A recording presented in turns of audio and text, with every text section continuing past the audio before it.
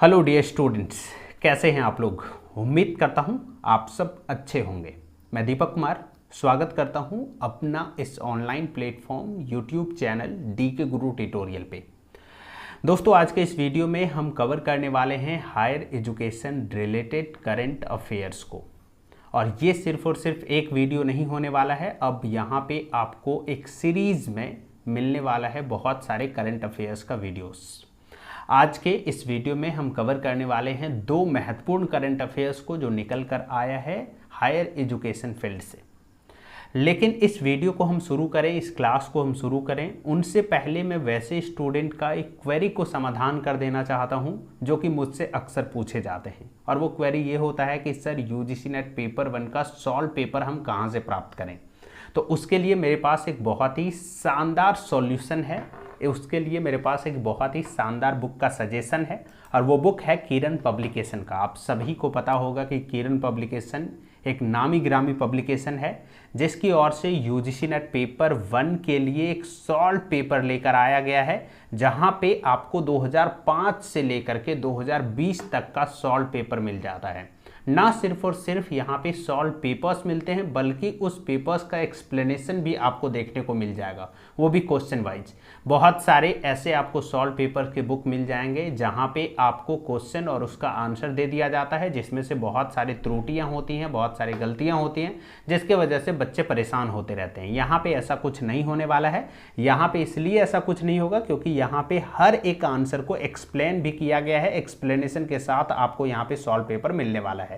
आपको बता दें, यहाँ पे आप 2005 से लेकर के 2020 तक का जो भी एग्जाम हुआ है सभी एग्जाम का पेपर एक साथ देख पाएंगे।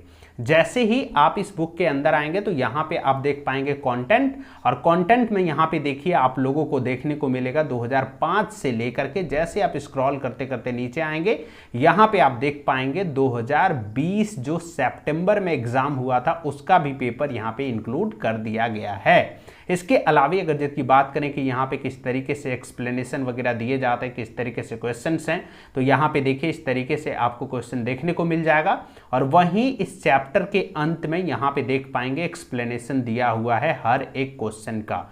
तो ऐसा नहीं है कि सिर्फ और सिर्फ आंसर दे दिए गए हैं जिनसे आप परेशान होते रहें कि ये आंसर क्यों होगा, किस लिए होगा, कब होगा, नहीं होगा। यहाँ पे चूंकि एक्सप्लेनेशन है तो आप इसको अच्छे से पढ़ सकते हैं और समझ सकते हैं कि किसी क्वेश्चन का आंसर ए ही क्यों है। राइट, तो ये एक बहुत ही शानदार सॉल्यूशन है। अगर जिसकी आप यूजीसी नेट पेपर 1 का सॉल्व पेपर ढूंढ रहे हैं तो मुझे लगता है इनसे बेहतर और कुछ नहीं हो सकता है। इस बुक का जो लिंक है यानी कि ऑनलाइन जहां से आप परचेस कर सकते हैं उसको मैं इस वीडियो का डिस्क्रिप्शन में डाल दूंगा, चाहें तो आप वहां से सीधे इस बुक को परचेस कर सकते हैं। अब चलते हैं हम लोग आज के क्लास के ऊपर और बात करते हैं आज हम लोग higher education related current affairs के बारे में। आपको बता दें, इस पीडीएफ फाइल को अगर जिसके आप प्राप्त करना चाहते हैं तो डी के गुरु ट्यूटोरियल का व्हाट्सएप नंबर 7277008865 के ऊपर आप संपर्क कर सकते हैं। साथ ही साथ डी के गुरु ट्यूटोरियल का ऑफिशियल टेलीग्राम चैनल को भी आप ज्वाइन कर सकते हैं, जिसका लिंक आपको इस वीडियो का डिस्क्रिप्शन में देखने को मिल जाएगा। अब बात करते हैं हम लोग पहला करंट अफेयर्स का, और वो पहला करंट अफेयर्स है कि वेस्ट बंगाल गवर्नमेंट जो है उसने अप्रूव कर दिया है स्टूडेंट क्रेडिट कार्ड स्कीम को।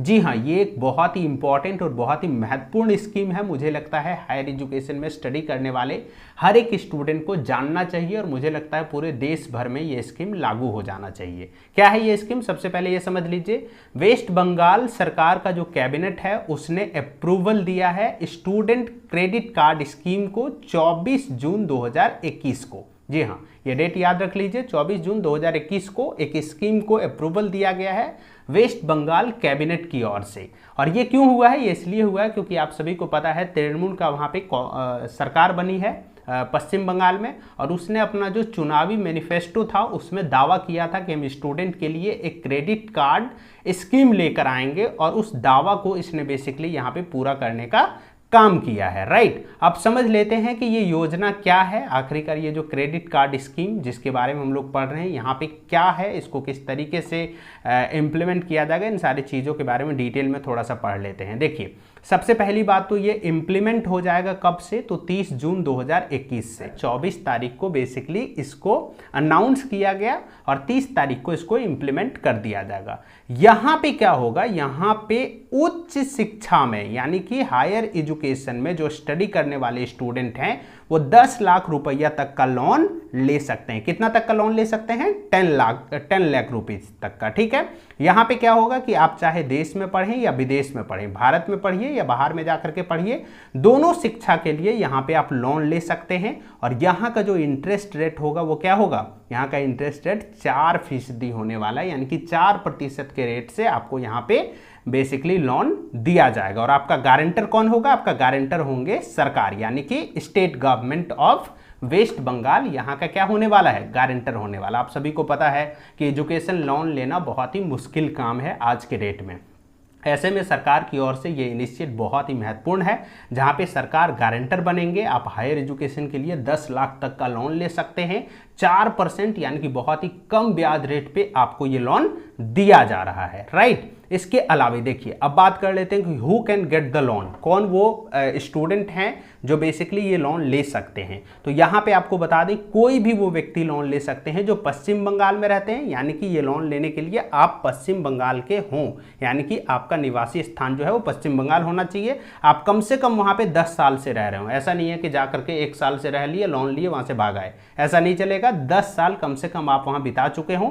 ये योजना का लाभ वैसे लोग प्राप्त कर सकते हैं। अच्छा, कौन से कोर्स वाले कर सकते हैं? तो पीजी वाले कर सकते हैं, यूजी वाले कर सकते हैं, यानी कि यदि आप ग्रेजुएशन करना चाहते हैं तो वो स्टूडेंट अप्लाई कर सकते हैं इस लोन के लिए। पोस्ट ग्रेजुएट वाले कर सकते हैं, यानी पीजी करना चाहते हैं तो कर सकते हैं। डॉक्टरेट या फिर पोस्ट डॉक्टरेट, यानी कि अगर क्या पीएचडी या पीएचडी के बाद का अगर जिसकी स्टडी करना चाहते हैं तो वैसे स्टूडेंट बेसिकली इसको अप्लाई कर सकते हैं। और यहाँ पे मैक्सिमम जो एज लिमिट रखा गया वो 40 साल रखा गया। कितना रखा गया? 40 ईयर यहाँ का एज लिमिट है। यानी कुल मिला जुला के अगर देखा जाए तो अगर यदि कि आप वेस्ट बंगाल में 10 साल से रह रहे हैं, आपका उम्र 40 साल से कम है, आप विदेश या फिर भारत में कहीं भी हायर स्टडी करना चाहते हैं, यानी कि कह सकते हैं कि यूजी, पीजी या फिर पीएचडी या फिर पीएचडी से ऊपर का डीलेट वगैरह जबकि आप करना चाहते हैं तो उसके लिए आप लोन ले सकते हैं, आप एलिजिबल हैं। अब बात करते हैं कि इसको चुकाना कब है। तो देखिए, यहाँ पे बेसिकली स्टूडेंट को मिलने वाला है नौकरी लगने के 15 साल बाद तक का समय दिया जाएगा। कितने दिन का? 15 साल बाद तक का, यानी कि अगर आप चाहें तो नौकरी लगने के 15 साल बाद तक में आप इस लोन को चुका सकते हैं। ये बहुत अच्छा है। चलिए अब बात कर लेते हैं थोड़ा सा इस स्कीम का बैकग्राउंड के बारे में। बैकग्राउंड क्या है? तो ये स्कीम जो है ऑलरेडी पहले से ही बिहार गवर्नमेंट के द्वारा लागू कर दिया गया है बिहार में।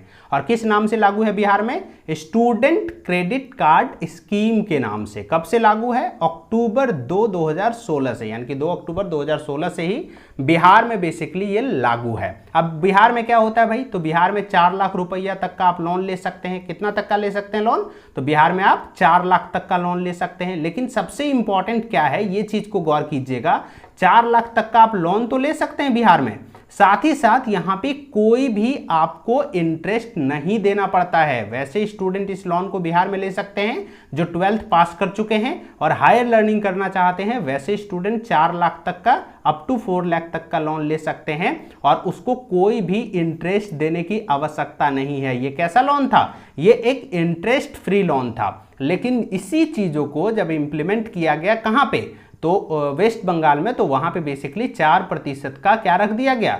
इंटरेस्ट रख दिया गया। ये दोनों के बीच थोड़ा सा डिफरेंस है, राइट। तो ये चीज कहां से कॉपी किया गया है? तो ये बिहार से कॉपी किया गया है। बिहार गवर्नमेंट इसको ऑलरेडी बेसिकली इंप्लीमेंट कर चुके हैं बिहार में। अगर जिसकी बिहार के आप हैं, अगर जिसकी आपका 12th पास हो चुका है तो आप लोन ले सकते हैं 4 लाख रुपया तक का। वो भी कैसा? इंटरेस्ट फ्री लोन है, यानी कि कोई भी इंटरेस्ट देने की आपको आवश्यकता नहीं है। तो यहीं से बेसिकली इसको कॉपी किया गया था। उम्मीद करता हूं कि ये आप समझ गए होंगे। आते हैं अब दूसरा करंट अफेयर्स की ओर। और दूसरा जो करंट अफेयर्स है वो है ARWU रैंकिंग। अब इसका फुल फॉर्म क्या होता है, सबसे पहले यही समझ लीजिए। इसका फुल फॉर्म होता है academic ranking of world universities, यानी कि academic ranking of world university 2020 को हम लोग डिस्कस करते हैं, जो कि कुछ ही दिन पहले आया है, राइट। अब यहां पे देखिए, यहां पे क्या हुआ, लगभग भारत के 15 ऐसे यूनिवर्सिटीज हैं जिसने ARWU रैंकिंग में अपना जगह बनाया है, राइट। चलिए अब देख लेते हैं कि आखिरकार भारत के कौन कौन सा यूनिवर्सिटी है जो ARWU रैंकिंग में अपना जगह बनाया है। तो सबसे पहला रैंक प्राप्त करने वाला इंडियन जो यूनिवर्सिटी है वो है basically Indian Institute of Science Bengaluru. जी हाँ, इन्होंने क्या किया है, भारत के जितने भी संस्थान ने इस रैंकिंग में जगह बनाया है, भारत में ये टॉप है, दुनिया में नहीं टॉप है, ये किसमें टॉप है, ये भारत में टॉप है, नंबर 1 पे। भारत के जो भी 15 इंस्टीट्यूशन ने जगह बनाया उसमें से नंबर 1 पे कौन है, तो Indian Institute of Science Bengaluru है, राइट। ओके, इसके अलावा क्या है, कोलकाता यूनिवर्सिटी जो है, कलकत्ता यूनिवर्सिटी, वो कौन सा रैंक पे रहा है, तो तीसरा नंबर पे रहा, भारत में से तीसरा नंबर। ये मत आप समझिएगा कि ओवरऑल में तीसरा, ये मैं भारत में से तीसरा बता रहा हूं, ठीक है। ओके, इसके अलावे अब थोड़ा सा और समझ लेते हैं कि कौन कौन से यूनिवर्सिटी ने इसमें अपना रैंक बनाया है। तो IIT मद्रास ने बनाया, IIT दिल्ली ने बनाया, IIT खड़गपुर ने बनाया है, JNU ने बनाया है, अलीगढ़ यूनिवर्सिटी ने बनाया है, वेल्लोर इंस्टीट्यूट ऑफ टेक्नोलॉजी ने बनाया है, all India institute of medical science ने बनाया है, अन्ना यूनिवर्सिटी ने बनाया है, IIT कानपुर ने बनाया है, रोहतक ने बनाया है। इसके अलावे IISER ने भी अपना रैंक इसमें सुनिश्चित किया है, यानी कि ये वो 15 विश्वविद्यालय हैं जिसने बेसिकली इस रैंकिंग में अपना स्थान बनाया है। इसमें से नंबर 1 पे कौन है, टॉप पे कौन है, तो नंबर 1 पे है Indian Institute of Science Bengaluru, ये आपको याद रखना होगा। तीसरा नंबर पे कौन है, तो तीसरा नंबर पे कोलकाता यूनिवर्सिटी है। इस दोनों के अलावे ये वो सारे विश्वविद्यालय हैं जिसने बेसिकली रैंक बनाया है इस रैंकिंग में, राइट। अब देखिए यहाँ पे सबसे इंपॉर्टेंट फैक्ट, सबसे इंपॉर्टेंट फैक्ट क्या है कि जो ओवरऑल जो रैंकिंग है पूरे वर्ल्ड का, चूंकि ये रैंकिंग करता है ना, तो पूरे वर्ल्ड के रैंकिंग में टॉप 100 में भी इंडिया का कोई इंस्टीट्यूशन नहीं आ पाया है। किसमें, टॉप 100 में। तो यानी कि ये लोगों का रैंकिंग कहां से शुरू होता है, तो भारत वालों का रैंकिंग 501 से लेके 600 के बीच है सबका, यानी कि 500 तक में कोई भी भारत का विश्वविद्यालय नहीं आता है, राइट। अब समझ लीजिए कि ARWU रैंकिंग है क्या। अब देखिए ARWU रैंकिंग को ही सिंघाई रैंकिंग के नाम से भी जानते हैं। कौन सा रैंकिंग के नाम से जानते हैं, सिंघाई रैंकिंग। अगर जिसके आपसे पूछा जाए कि सिंघाई रैंकिंग किसको कहते हैं, तो ARWU रैंकिंग को ही सिंघाई रैंकिंग भी कहते हैं। क्यों इसको सिंघाई रैंकिंग कहते हैं, इसलिए कहते हैं क्योंकि सिंघाई रैंकिंग कंसल्टेंसी द्वारा इसको तैयार किया जाता है, ठीक है। अब ये सिंघाई रैंकिंग कंसल्टेंसी क्या है, तो ये एक स्वतंत्र संगठन है, ये एक इंडिपेंडेंट क्या है, ऑर्गेनाइजेशन है, जिसका काम क्या है, जिसका काम है कि जितने भी वर्ल्ड में इंस्टीट्यूशन है हायर एजुकेशन के, उन सभी को ऑब्जर्व करना और उसके लिए एक रैंकिंग तैयार करना है, राइट। ये इसका काम है। ये कब से दे रहे हैं ये रैंकिंग, तो ये 2009 से शुरू है, 2009 से ही ये रैंकिंग देने का काम कर रहा है, राइट। अब देखते हैं कि किस तरीके से ये रैंक बेसिकली बनाता है। कोई तो आधार होता होगा ना, कोई क्राइटेरिया होता होगा जिसको ये फुलफिल करके ये रैंकिंग बनाते होंगे। तो उसका आधार क्या है, तो ये 6 चीजों को बेसिकली ध्यान देता है कि जिस यूनिवर्सिटी को रैंकिंग के लिए चुना गया है या लिया जा रहा है, वहां के जो पूर्व के छात्र छात्राएं या कर्मचारी है उसमें से कितने को नोबेल पुरस्कार मिला है, राइट। पहला तो चीज ये देखते हैं। दूसरा क्या देखते हैं, दूसरा देखते हैं कि फील्ड मेडल जीतने वाले व्यक्ति की संख्या कितना है, यानी कि फील्ड में मेडल जीतने वाले व्यक्तियों की संख्या उस जो कि उस इंस्टीट्यूशन से जुड़े हुए हैं उनकी संख्या कितना है। तीसरा देखता है कि नंबर्स ऑफ पब्लिश जर्नल कितना है साइंस एंड नेचर के ऊपर, यानी कि जर्नल कितना वहां से पब्लिश होता है, किसके ऊपर, तो साइंस और नेचर के ऊपर। तीसरा ये देखा जाता है। चौथा क्या देखा जाता है, number of article indexed in social science citation index. Social science citation index के तहत वहां पे कितने आर्टिकल क्या होते हैं, इंडेक्स्ड हुए हैं उनका, राइट। दूसरा देखा जाता है कि कितना साइटेशन इंडेक्स प्राप्त किया है साइंस फील्ड में, राइट। ये हो गया आपका 5वां। और छठा क्या है, यहां पे देखा जाता है कि पर कैपिटा परफॉर्मेंस कैसा है उस यूनिवर्सिटी का, यानी कि प्रति व्यक्ति प्रदर्शन कैसा है, वहां जो भी स्टूडेंट हैं, जो भी टीचर हैं, जो भी इंप्लॉय हैं, नॉन टीचिंग स्टाफ हैं, उन सभी का परफॉर्मेंस कैसा है जितने दिन वो जॉब किए हैं। तो ये 6 मापदंड के ऊपर बेसिकली किसी भी यूनिवर्सिटी को ये रैंक करने का काम करता है, राइट। अब यहाँ पे देखो पूरे वर्ल्ड भर का टोटल मिला के 1800 से भी अधिक यूनिवर्सिटी क्या करते हैं, इसमें भाग लेती हैं, और उस 1800 यूनिवर्सिटी को ये रैंक देने का काम करता है, राइट। अब देखिए टॉप परफॉर्मर कौन कौन से हैं। सबसे नंबर 1 पे रहने वाले जो हैं वो है हार्वर्ड यूनिवर्सिटी। कौन सी यूनिवर्सिटी, हार्वर्ड यूनिवर्सिटी नंबर 1 पे है। ये हैं टॉप रैंकर्स, राइट। ये वो सारी यूनिवर्सिटी हैं जो ओवरऑल में बेसिकली क्या किए हैं, टॉप करने का काम किए हैं। अगर जितने इंडिया के बारे में बात करें कि इंडिया से किसने टॉप किया है, तो इंडिया से टॉप किया है Indian Institute of Science Bengaluru ने, राइट। तीसरा स्थान पे कौन है, तो कोलकाता विश्वविद्यालय। तो ये वो दो महत्वपूर्ण करंट अफेयर्स थे जिसको आज हम लोगों ने कवर किया। नेक्स्ट जब हम लोग क्लास में मिलेंगे तो कुछ और महत्वपूर्ण करंट अफेयर्स को कवर करेंगे, और ये सीरीज लगातार चलता रहेगा। डेली आपको यहाँ पे करंट अफेयर्स के वीडियो अब मिलते रहेंगे, राइट। तो चलिए मिलते हैं नेक्स्ट क्लास में। बहुत बहुत धन्यवाद। आप देख रहे थे DK गुरु ट्यूटोरियल।